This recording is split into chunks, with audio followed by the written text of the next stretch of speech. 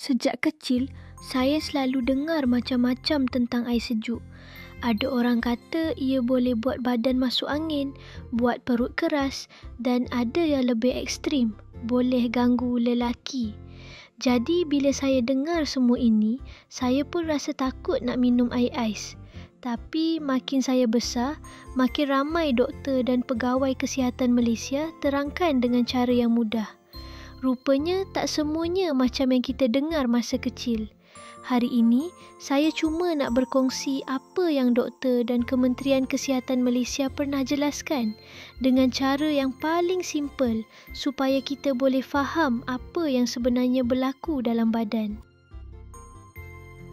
Doktor-doktor perubatan di Malaysia selalu ingatkan perkara paling penting untuk badan bukan suhu air, tapi cukup minum air setiap hari. Air sejuk, air suam, air panas, semuanya akan masuk dan akhirnya jadi suhu badan kita juga. Kementerian Kesihatan Malaysia pun ada jelaskan bahawa minuman manislah yang menyebabkan masalah kesihatan, bukan air sejuk.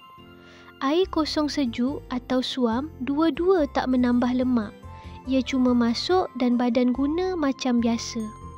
Secara ringkasnya, dalam hal hidrasi, badannya tak cerewet. Yang penting, kita minum cukup. Air sejuk memang terasa jahat bila kita selalu dengar cerita menakutkan tentangnya. Tapi doktor sendiri pernah terangkan bahawa air sejuk sebenarnya sangat membantu bila cuaca panas atau selepas kita bersenam. Ia cepat menurunkan suhu badan, bagi tenaga dan buat kita rasa segar. KKM juga pernah jelaskan bahawa air sejuk tak beku pun lemak dalam badan kita.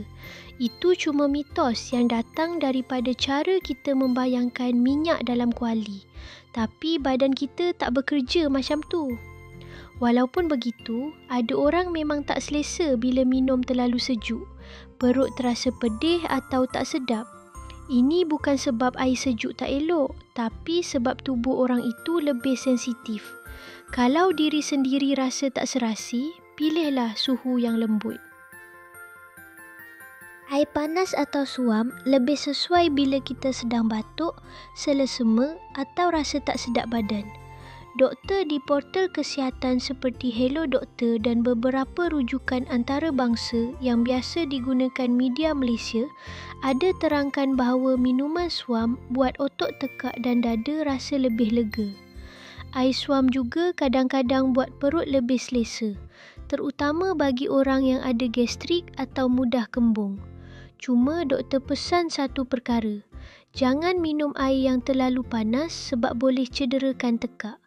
Ambil suhu yang selamat dan selesa, bukan yang mendidih. Kita di Malaysia selalu guna perkataan masuk angin. Tapi doktor jelaskan istilah itu sebenarnya bukan istilah perubatan.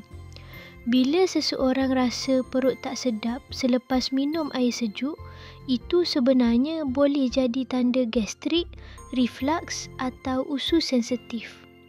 Pasal jatuh power, doktor-doktor daripada Public Health Malaysia dah jawab banyak kali. Punca masalah itu selalunya datang daripada perkara seperti merokok, kencing manis, kolesterol tinggi, stres dan kurang tidur, bukan daripada minum air sejuk. Kalau seseorang tak selesa minum air sejuk, ikutlah apa yang badan dia suka. Tapi ia bukan sebab air sejuk itu bahaya untuk semua orang.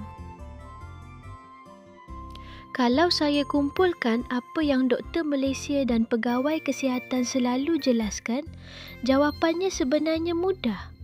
Badan kita perlukan air, bukan suhu tertentu. Bila panas, air sejuk membantu. Bila kita tak sihat, air panas lebih selesa. Kalau perut sensitif, suhu suam lebih sesuai. Kalau nak cepat hilang dahaga, air sejuk lebih lega. KKM juga selalu tekankan bahawa kesihatan kita lebih dipengaruhi oleh pemakanan, jumlah gula, tidur yang cukup, stres dan senaman, bukan suhu air. Jadi bukan air panas lawan air sejuk. Yang penting adalah apa yang badan kita perlukan pada masa itu. Kesimpulannya mudah. Air sejuk ada waktunya. Air panas pun ada waktunya. Dua-dua tak salah, dua-dua tak bahaya. Yang penting ialah kita ikut apa yang badan kita rasa selesa. Kalau anda pun selalu dengar mitos yang sama sejak kecil, saya harap video ini boleh bantu beri gambaran yang lebih jelas. Untuk sesiapa yang nak tahu lebih lanjut, saya ada letakkan link dan sumber rujukan dalam description di bawah. Terima kasih kerana menonton. Jangan lupa like, share dan subscribe.